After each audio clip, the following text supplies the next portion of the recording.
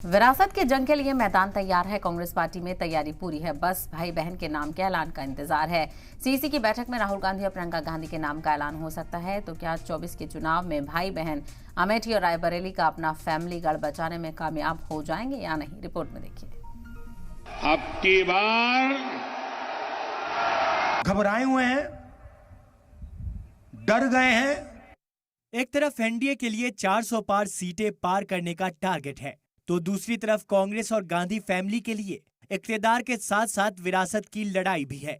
लोकसभा चुनाव की सबसे बड़ी लड़ाइयों में से एक राहुल गांधी वर्सेस स्मृति ईरानी। ऐसी लड़ाई जिसमें अपने ही गढ़ में पिछले लोकसभा चुनाव में राहुल गांधी को मात मिली थी, लेकिन इस बार गांधी फैमिली का गढ़ छीनने के लिए राहुल गांधी अमेठी लौट रहे हैं। जराये के मुताबिक फैसला हो चुका है, पर नाम का ऐलान होना बाकी है।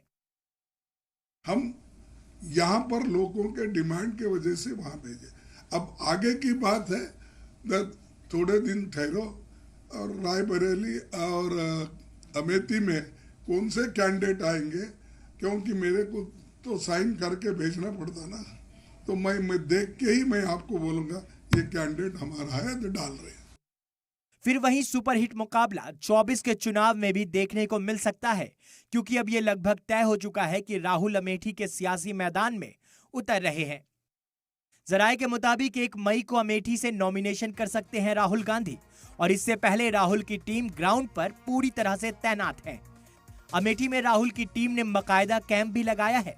जराये के मुताबिक राहुल गांधी यहाँ 4 दिन रहेंगे। कांग्रेस 1 मई को अपनी ताकत का मुजाहरा भी अमेठी में करेगी। एक तरफ राहुल गांधी के अमेठी आने की तैयारी है, तो दूसरी तरफ प्रियंका को रायबरेली भेजने की तैयारी है। यानी गांधी फैमिली की विरासत बचाने के लिए भाई बहन तैयार हैं।